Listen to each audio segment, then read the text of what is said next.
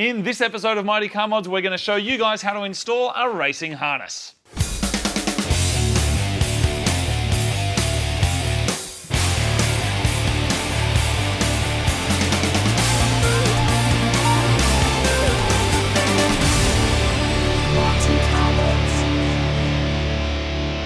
Welcome to another episode of Mighty Car Mods. Now, when it comes to safety, you can't really put a price on it, and even though we DIY hack like a couple of backyard bosses, one of the best things about doing Mighty Car Mods is when we get some awesome expert to help us out, and today we've got one of the best, and he's going to run us through how to install a mad racing harness. Now, this is Adam. Hello, Adam. G'day, buddy. How you doing? Adam is from AGI Sport. Also, they make roll cages. They've made roll cages for the 180, for Too Sexy, also for Mod Max. But they also have a motorsport team. So I thought Adam was probably the best person to teach us. I'm assuming you've installed a few seatbelts in your time?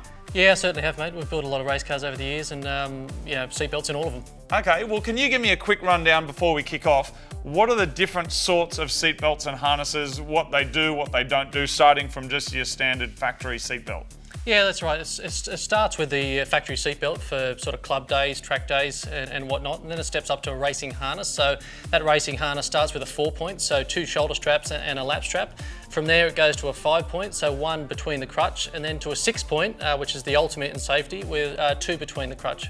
No racing harness is legal for the street. It's a bit of a strange one, but because they are very safe. But the standard belt is legal for road use, but once you get into competition work, it starts to become a racing harness is needed then. So depending on the level of motor racing you do is, the more belts are involved. So the highest level of motor racing in this country, say racing at Bathurst or one of the tarmac rallies, it's a 6-point for sure. Before we kick off, I want to mention that this 180SX came with a 4-point racing harness, and in some circumstances, these can actually be more dangerous than an OEM belt due to something called submarining, which is where the driver can slip down under the lap belt during a collision, which can cause serious damage. At the same time, it's worth mentioning that a 4-point harness is a technical requirement for some competition driving. So as always, when it comes to safety, you need to do your own research based on your needs and speak to a professional. Okay, so we're going to be installing a 4-point harness in the 180SX. On these belts, they literally say that this belt is not valid for use after 2003. Now, Adam, unlike cheese, I'm assuming these don't go off. Why do they have an expiry date on them at all? Yeah, look, there'd be a couple of reasons. One would be wear and tear over a number of years. So, the scrutiny is after a certain amount of time, they would want to see, new belts put into a race car. The other would be standards improve. So what was relevant safety-wise 15 years ago, they may have made improvements by now. So they want to see, the latest safety equipment introduced into race cars like this one. All right, so these ones here, up to 2020. So we've got a few years out of that. The roll cage you've already got in your car has already got the eye bolts in there, so you can simply, undo this and clip the harness on. It's ready to go. Right. The other way around is a lot of the rally guys do this method is to wrap the shoulder strap around the bar and back in through this bracket here. Oh, which is how it's been done on the car already. If we have a look at this, it's probably a good time actually to show those 2 different options back here. You can see they've wrapped the shoulder straps around the harness bar there. Is there a preference of whether you use eyelets or whether you use the wrapping method? Look, both are allowed. It seems to be a personal preference. A lot of the drift sort of guys will go for a clip-on because it's easy to install. Rally guys, and I guess race cars are a little bit more serious, they'll go for a wraparound style. Okay, is there some benefit to wrapping as opposed to clipping? Look, some of the manufacturers do recommend the wraparound, but they also provide the clip-on. So, okay. So like a lot of things, it's confusing. Yes. Yeah. All right, what do you think we should do?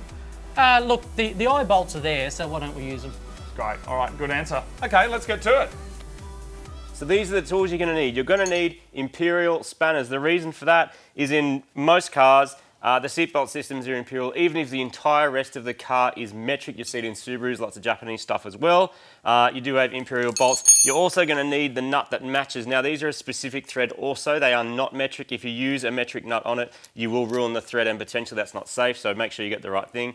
The eyelets often come with the fitting kits, as do plates which sit under the car that these then sandwich into. You may need to drill a hole to do it. In our case, we're lucky it's already been done.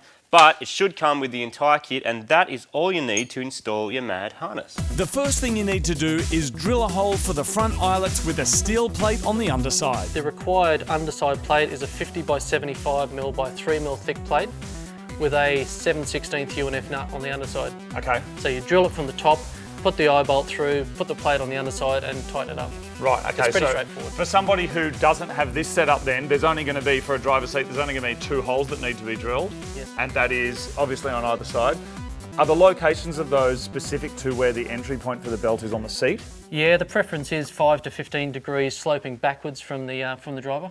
While some harnesses require a roll cage, a 4-point can be installed without a cage by using a harness bar. Some people also use eyelets in the rear seat OEM belt holes, and this may be considered acceptable as long as the angle is not greater than 45 degrees from the top of the driver's shoulders down to the mounting location. 0 to 10 degrees is considered optimal, which is why a roll cage is usually going to be the best option. We're pointing the unlocking latch of the camlock downwards.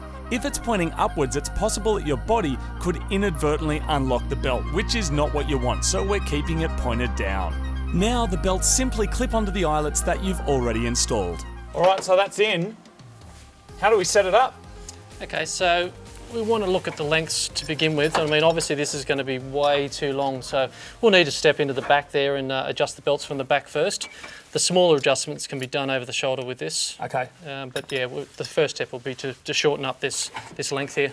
At this point, it's probably worth mentioning that you'll likely need to get a new seat with openings for the harness. Most OEM seats were not designed to run this kind of belt system. Set the approximate length on the rear of the harness and then you can fine-tune them on the front. Always tighten the lap belt first low and tight, and then you want to tighten the shoulder straps equally. It secures your body in via more points. So, you know, you've got your shoulders locked back, you've got your waist locked in. In terms of if you had a 5 or a 6 point, it'd lock the lower half of the body in. So it's securing you to this seat and keeping you safe. So there it is, that is how you install and set up a 4-point racing harness. Remember, safety first, so always follow the manufacturer's installation instructions and then get out there on the track and do some mad skids. Massive thank you to Adam from AGI Sport. I know how busy you are with your racing teams and all your things, so thank you so much. Next up, Marty, your turn. Too sexy. That's right. The current milk crate situation or seat that's only just bolted in from the last time we drove it needs to be fixed. There was talk about just getting a couple of milk crates, ratchet strapping the driver in, but that didn't seem that safe. And speaking of which, every country and region has their own rules and safety standards, so of course follow the guidelines in the region that you're in.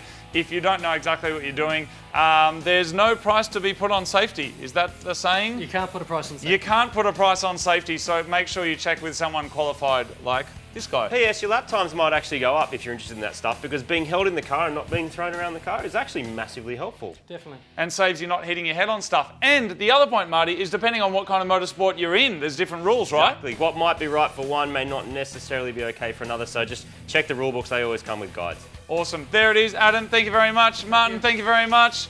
You Thanks, came for Adam. a snack. We always like to finish our videos with Would a you snack. guys like to eat my nuts? I'd love I've got nuts. to. Look, Oh, they're just almond kernels. but they're healthy, man. They're all like healthy in that. Would you like a great snack and a source of protein? Oh, of course. Here you go. I quit chocolate and replaced it with almonds. Martin did quit chocolate. That's terrible. I do not recommend that. And see you later, everyone. Bye. I didn't even get one. Not Did even you? one. Wait, go Not again? even one. Okay, go. Not even one. What if I just throw one up? Winning. There we go.